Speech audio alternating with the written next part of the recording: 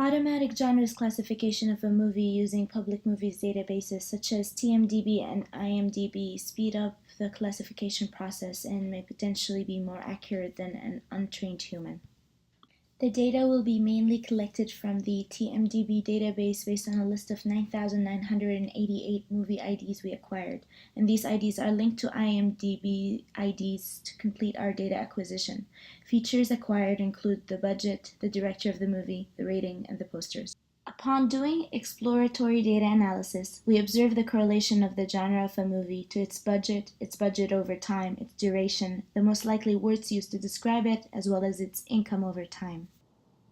Before diving to the models for making our predictions, we had to consider several challenges. Our first challenge came from the genre categories we want to predict.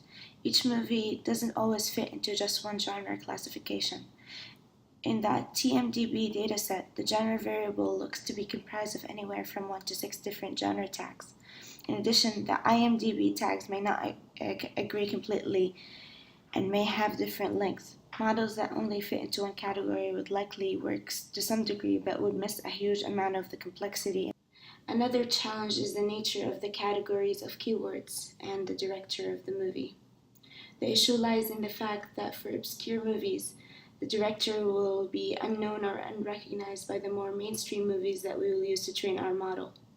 For keywords, using a bag of words approach might not capture the meaningful differences.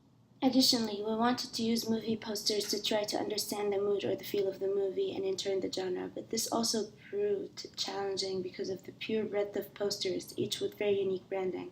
So we needed a vectorized approach to see if there are sets of principal components that help us identify certain types of movies. To tackle the complexity of multiple genre tags per movie, we considered engineering features of pairs of genres but saw no predominant pairing of movies. Because different genres have different frequencies of occurrence, we decided to deal with this genre imbalance by underweighting the high-frequency genre types by randomly removing movies that fit an overrepresented genre category.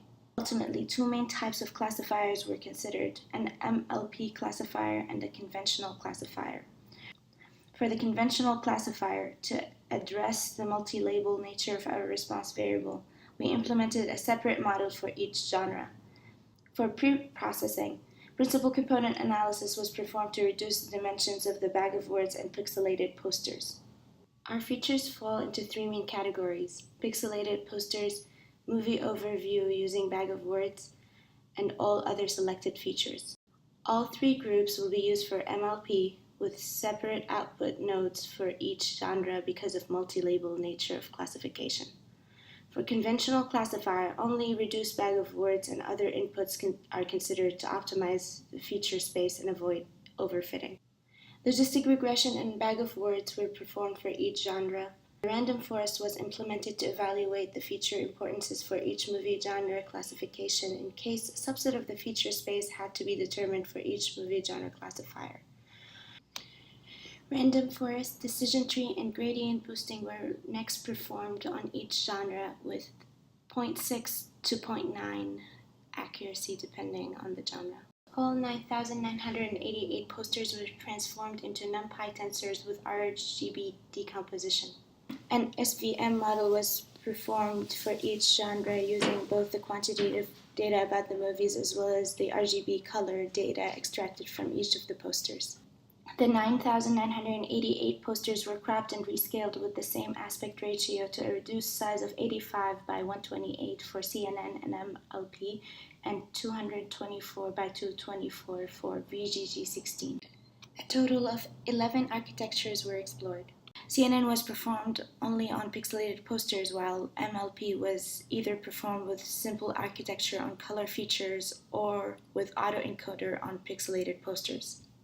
For CNN, no improvement was observed while trying to adapt all previous versions, and accuracy remained about 84% on validation and test sets. The MLP model for multi-level softmax classification with 0.01 as the best learning rate and 0.9 as the best momentum rate. For VGG16, we instantiated the convoluted part of the model using the fully connected layers only. Along with the top-level classifier, we fine-tuned the last convoluted block. In conclusion, Although we saw some improvement from fine-tuning, we could not surpass 84.5% accuracy. This could be an artifact of the data, which could be improved by merging our poster data with the metadata.